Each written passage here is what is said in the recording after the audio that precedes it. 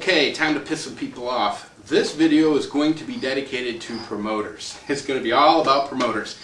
For those of you who do not know what a promoter is, it's a term used in the oil and gas industry to describe a oil and gas company who really isn't interested in anything other than scamming people's money. And so a promoter will do something like, for example, he will, under the guise of being an oil and gas company, he will permit a well site and then he'll raise money to drill that well, to produce that well. That's what it's he'll tell people he's going to drill a well and make them a lot of money is what's going to happen. Well, in the process, he's not really interested in hitting anything. They do as much as they can not to. Most of them don't spend a dime in geology. They do very, very little in the way of actually trying to successfully drill a well, because there's really, to them, it's not about making a successful well and making money for the investors. It's all about hitting a dry hole and taking off with whatever money's left. So, for example, in a nutshell, if they raise $1 million to drill a well and they spend $150,000, $200,000 of it, it's a dry hole. It's a beautiful thing. They send out dry hole letters and then they move on to the next project. Now, what happens to the bulk of the $1 million that they raised? Well, it's simple. They put that in their pockets. That's how they make their living. They don't make their living being successful oilmen. No. They make their living being successful con men. Now, if you're approached to invest in an oil and gas well, my advice to you is to do your due diligence. And for those of you in Toledo, Ohio, due diligence means you do all the homework you can.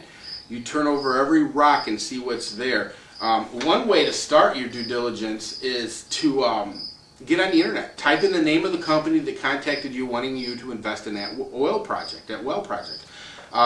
Type in the name of the company, type in the owner of the company, and type in the name of the company. Also find out whatever state that company plans on drilling in, wherever the well was permitted. So for example, if the well was permitted in Kentucky, you need to call Mines and Minerals Department of Gas and Oil and ask for somebody in permitting. Once you get somebody in permitting, ask them about that company. See where the permit is on that well. Ask them if that company has a good track record and how many violations that company has against them. Another agency to call would be the Securities and Exchange Commission. Ask to see if there's any investigations going on regarding that company. And call the post office, call the Inspector General of the post office. Because most likely they've sent things over in through the mail, and if the post office is investigating it, then you can find out there too. Be very, very, very cautious, and it really does kind of pay to be somewhat paranoid when it comes to investing your money, when it comes to oil and gas especially. Now, if along the way you start seeing things that don't seem quite kosher, that will be a red flag. And most people will find out there was plenty of red flags, they just ignored them. For whatever reason, they just ignored them. The things that the company says to you, for example, if they're a legitimate, successful company, it's not going to take them months and months and months to get that well drilled. It's not. If they're dragging it along, that tells me that they're having a difficult time raising the kind of money that they want to raise or that they think they can raise. That should be a red flag. One of the things you want to look at too is the actual contract that the company has with the landowner.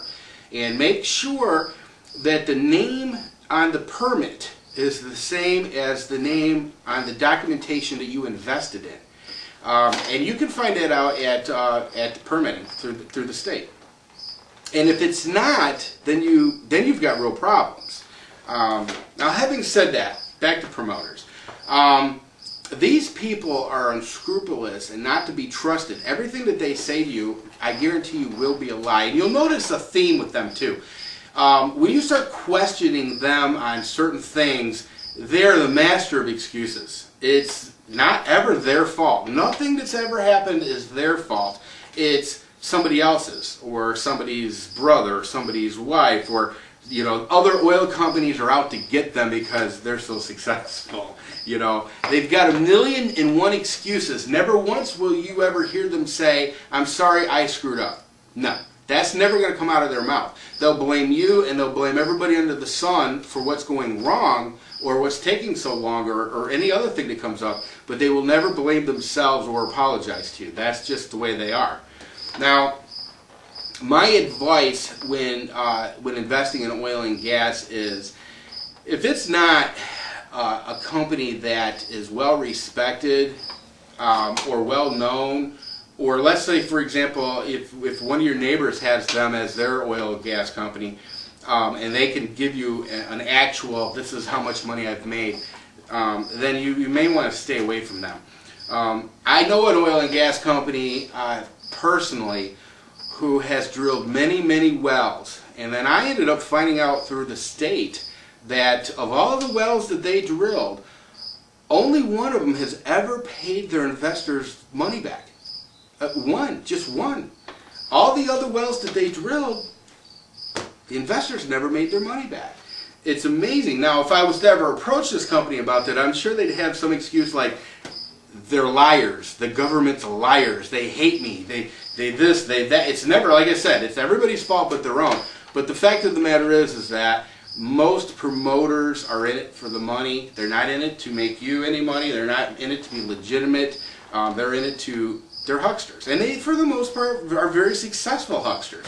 I mean, if you think about it, if you've got a 4-well project and you raise $1 million per well, okay, and well, let's say that you spent $500,000 total for all 4 wells, you know, then you pocket the rest of that money. Life doesn't get any better than that for a promoter.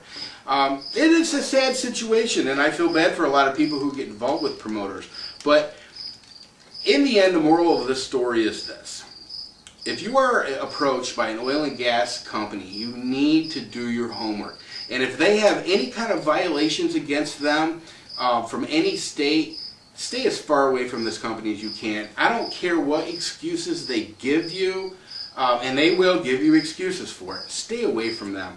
You know, one of the things that promoters have going for them, and one of the reasons I think that they've been able to run for so long, is because most of the time when they dupe somebody, that person is usually a fairly successful business person, and when that person finally realizes that their money is gone, they're embarrassed. They don't want to admit that some hick, some freaking hillbilly, has took them led them down the garden path, fleeced them, picked their pockets. So most of the time they don't say anything about it. They just kind of lick their wounds and they're embarrassed is what they are, and then they just move on with their lives, and so does the promoter. And that's kind of what the promoter counts on. But every now and again, the stars align, and there are people who are willing to testify and put their embarrassment aside, and they put some people in prison. In fact, not long ago, a promoter went to jail for 10 years, and rightfully so. Man had fleeced a lot of people for a very long time. And I like to think, that there's karma in this world, and people who do people dirty, in the end, get what's coming to them. But it does take the effort of an awful lot of people that were damaged to go ahead and stand up and say, no, this is not right, and it's not going to happen, and I don't care how embarrassed I am about it, that person's going to prison. It does take that. So anyway, to you promoters out there, I hope you enjoyed this video. I'm sure you did. I may even allow comments for this video just to see what I get. Anyway, everybody, I hope you enjoyed this video, and there's going to be several more videos, some more dealing with promoters. I may even discuss some of my personal experiences in the oil and gas world. I may even name some names, and we'll see what happens. So anyway, I hope you enjoyed this, and special shout out to Rain Man, who motivated me to start this channel. Appreciate you, dude. You rock. And I'm sure I'll be hearing from you soon.